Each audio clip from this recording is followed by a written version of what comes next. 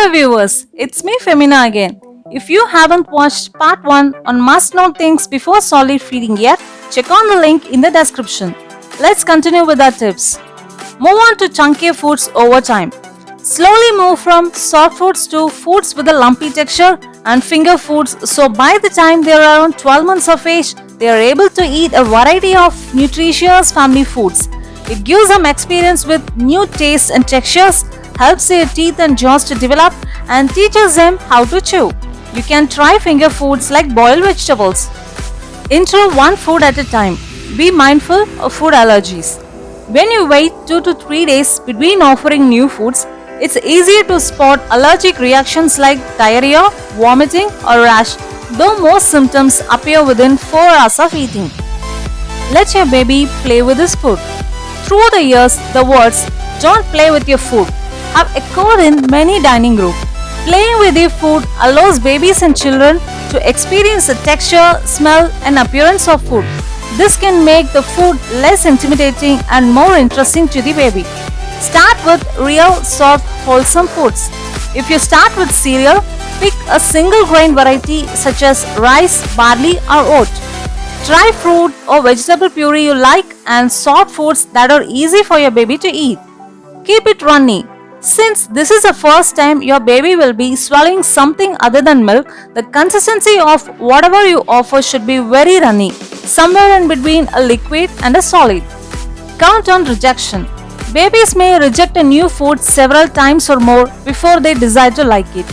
It can take 10 or more exposures, so don't push. Be persistent and try again another day or mix it with something you know he likes. Foods to avoid.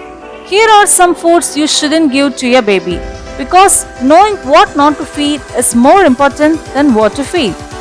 Avoid honey until they are 12 months of age. Honey contains bacteria that can produce toxins in a baby's intestines, leading to infant botulism, which is a very serious illness. Honey is a sugar, so avoiding it will also help prevent tooth decay. Avoid cow's milk until they are 12 months of age. Young infants cannot digest cow's milk as completely or easily as they digest formula.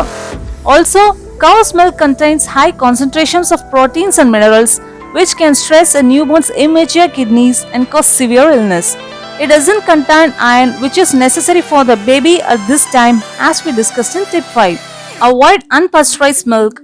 It contains bacteria and are potentially dangerous.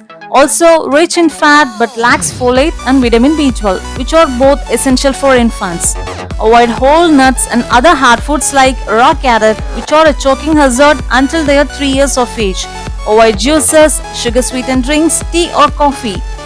Avoid discretionary foods that are high in salt, sugar, fat, but low in fiber and nutrients and are not suitable for your baby and should be avoided. Examples of these foods are chips, cakes, biscuits, lollies, and pastries. Don't shy away from meat. Research shows that babies who eat meat earlier have a higher intake of zinc, iron, and nutrients important for growth. Start with puree chicken or beef. Don't rush. Food is never fast when it comes to babies. You'll be surprised at how long it takes to get one little spoonful into that little mouth.